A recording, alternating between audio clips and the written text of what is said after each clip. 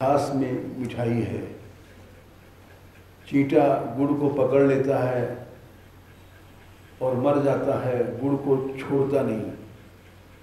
चींटा जब गुड़ को पकड़ लेता है तो तुम इसको खींचो, वो टूट जाएगा बीच में से, मीठा का नहीं छोड़ता है। ये कभी भी देख सकते हो। हमने बचपन में देखा है कि चींटे के 2 टुकड़े हो गए और उसने गुड़ को नहीं छोड़ा। क्यों? यही हालत हम लोगों की है। हम लोग समझदार बनते हैं, लेकिन मनुष्य स्त्री भोग को नहीं छोड़ता। उस चींटे की तरह है कि वो जैसे गुड़ को नहीं छोड़ता, 2 टुकड़े हो जाता है, वैसे मनुष्य भोग को नहीं छोड़ता, मर जाता है, छोड़ता नहीं है। तो ये क्यों? बोले ये उसकी बुद्धि में था कि स्त्री के शरीर में सुख है, या स्त्री सोचती पुरुष के शरीर में सुख है। जैसे चींटा सोचता है इस गुड़ में मिठास है, लेकिन ये सब नासमझी अज्ञान का कारण है। ये चौपाई बड़ी काम की है। विषय करण सुर जीव समेता, सकल एक ते एक सचेता, सब कर परम प्रकाशक जोई, राम अनादि अवधिपति सोई। रामायण देना। संख्या मालूम है किसी को? शिव जी ने बालकांड 117।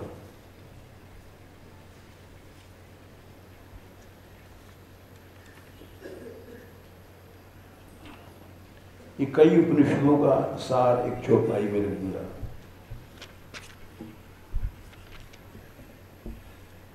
एक 117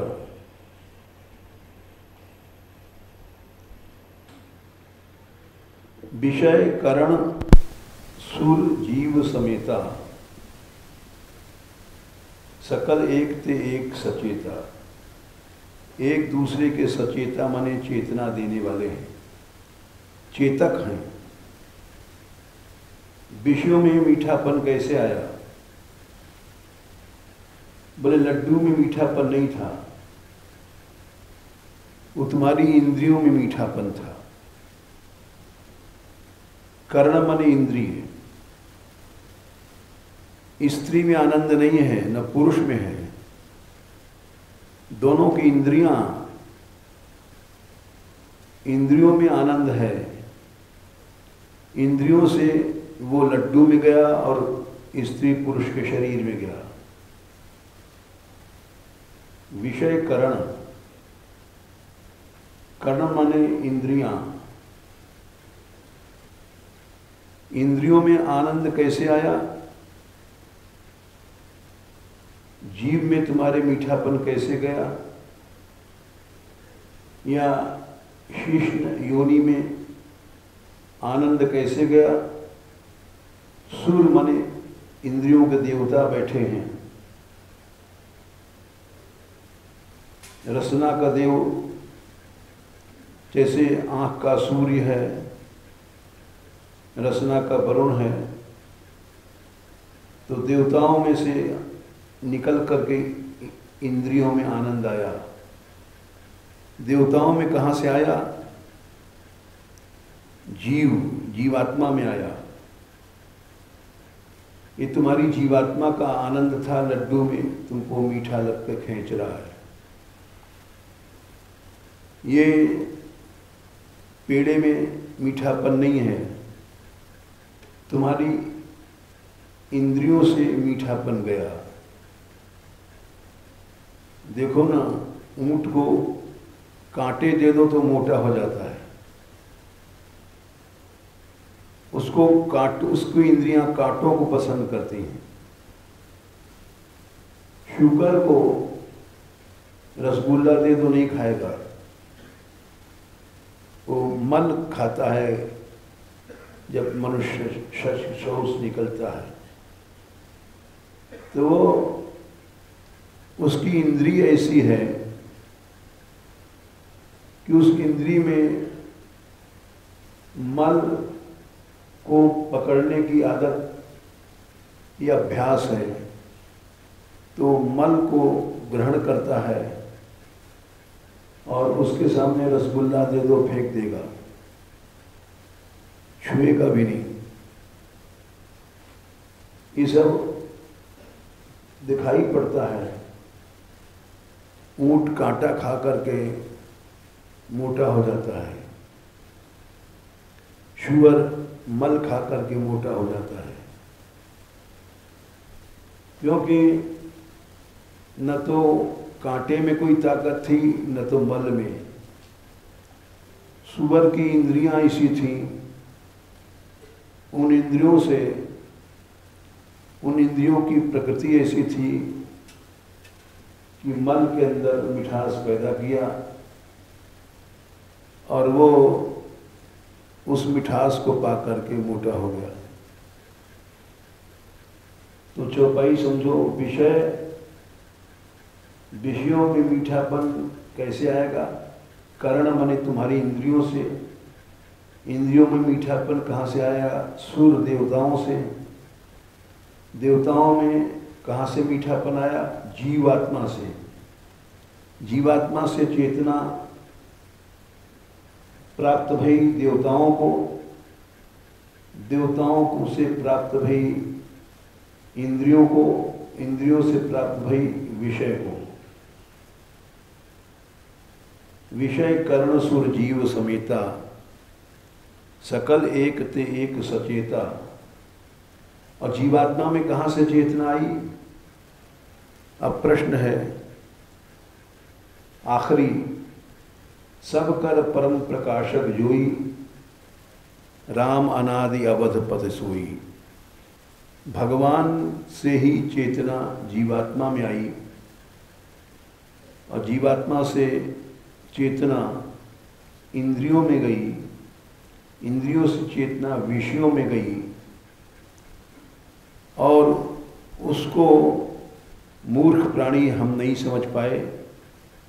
हम समझते हैं लड्डू मीठा है, ये स्त्री बड़ी सुंदर है, ये पुरुष बड़ा सुंदर है, भोग्य है। ये भूल गए कि सब में चेतना का प्रकाश भगवान से आ रहा है।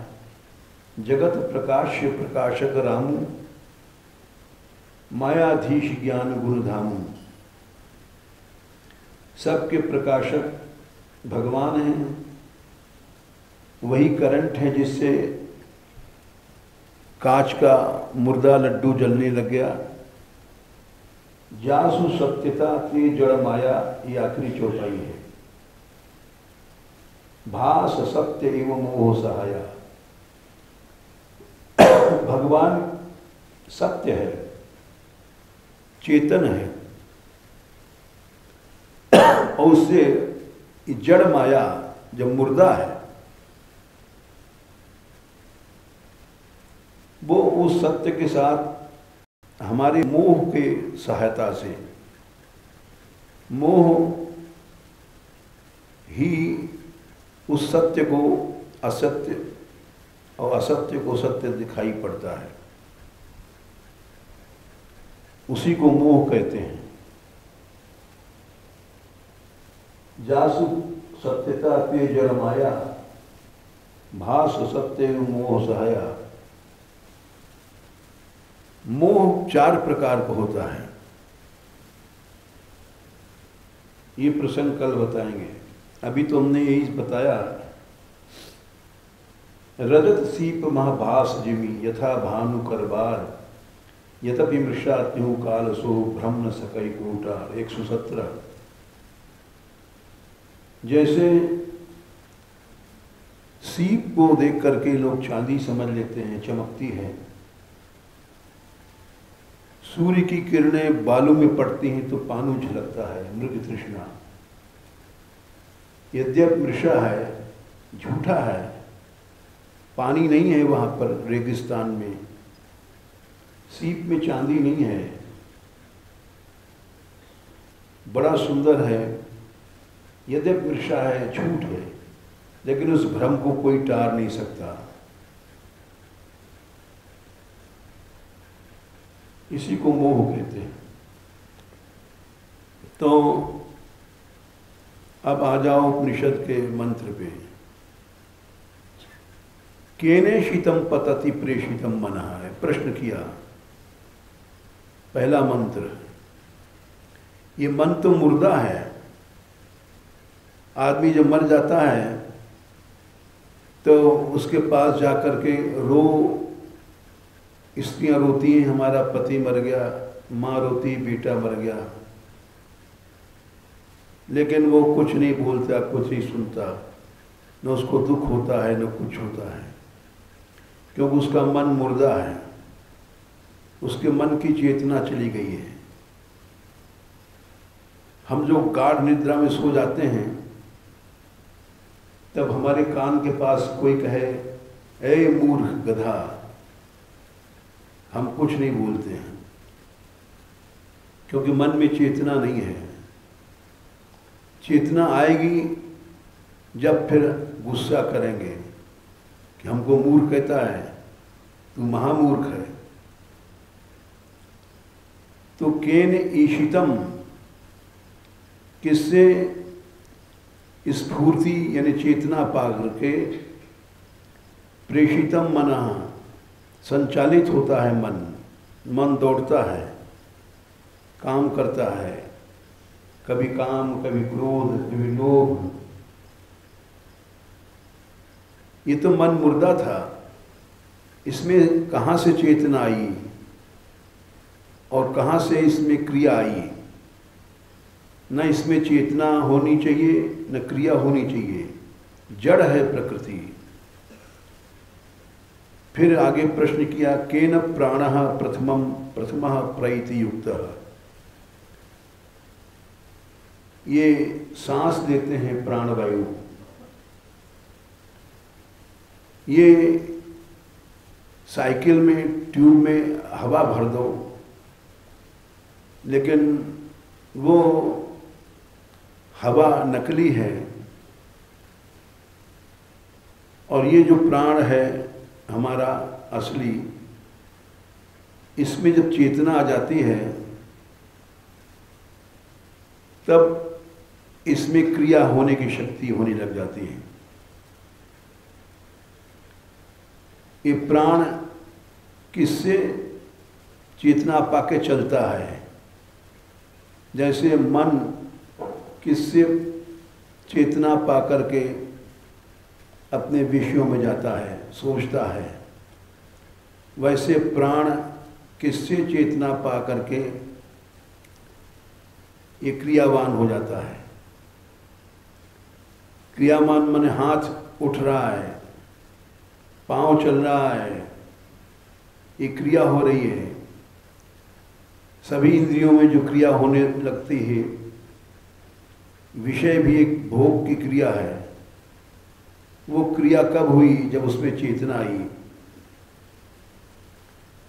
तो केन प्राणः प्रथमा पैति, ये वाणी बोलती है, किससे चेतना पा करके बोल रही है?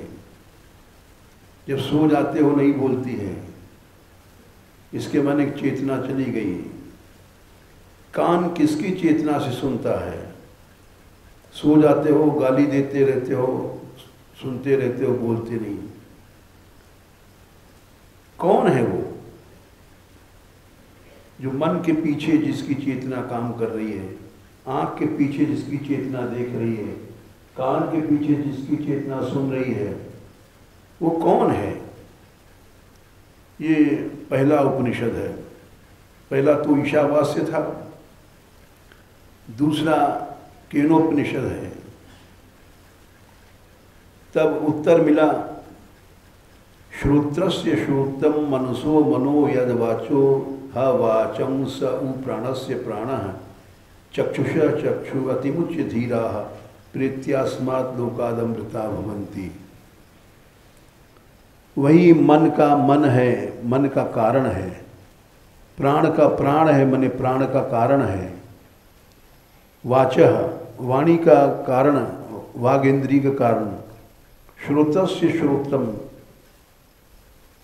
कान का भी मूल। श्रोतस्य श्रोत्रम मनसो मनो यद वाचो ह वाचम सब प्राणस्य प्राणः। चक्षुषः चक्षु, आँख का भी आँख है वो। जैसे हम चश्मा लगाते हैं तो चश्मे के भीतर आँख है। चश्मा न लगाएं तो आँख से देख नहीं पाएंगे। वैसे आँख भी चश्मा है।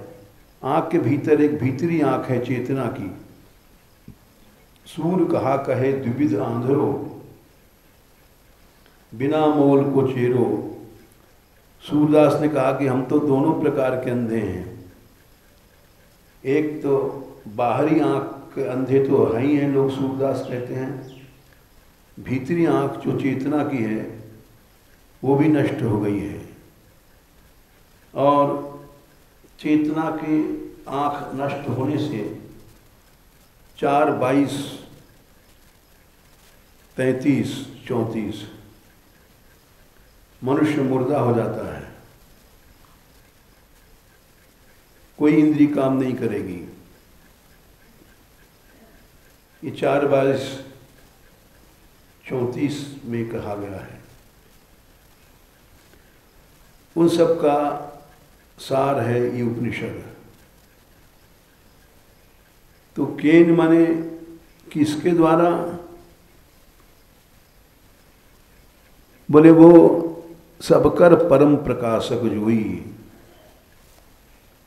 राम अनादि अवध पद सोई। मन वहां तक नहीं पहुंच सकता। चौथा 5वां मंत्र है, चेतना तक नहीं पहुंच सकता। न बुद्धि पहुंच सकती, न मन, न ज्ञानेन्द्रियां। यद चक्षुषा न पश्यति येन चक्षुंषि पश्यति।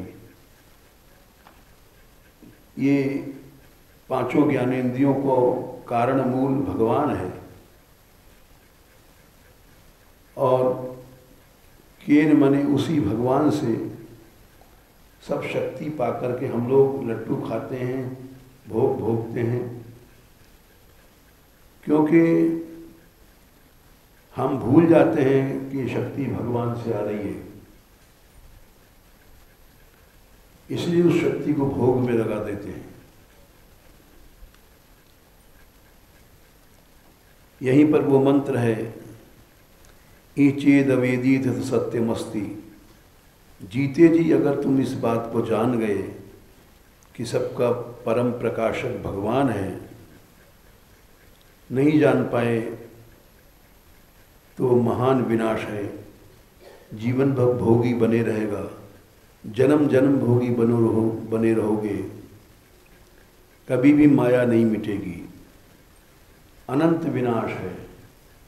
चाहे जिस योनि में जाओ, कुत्ते योनि, गधा योनि, मक्खी, मच्छर, सर्प, बिच्छू, कभी भी ये माया नहीं मिटेगी।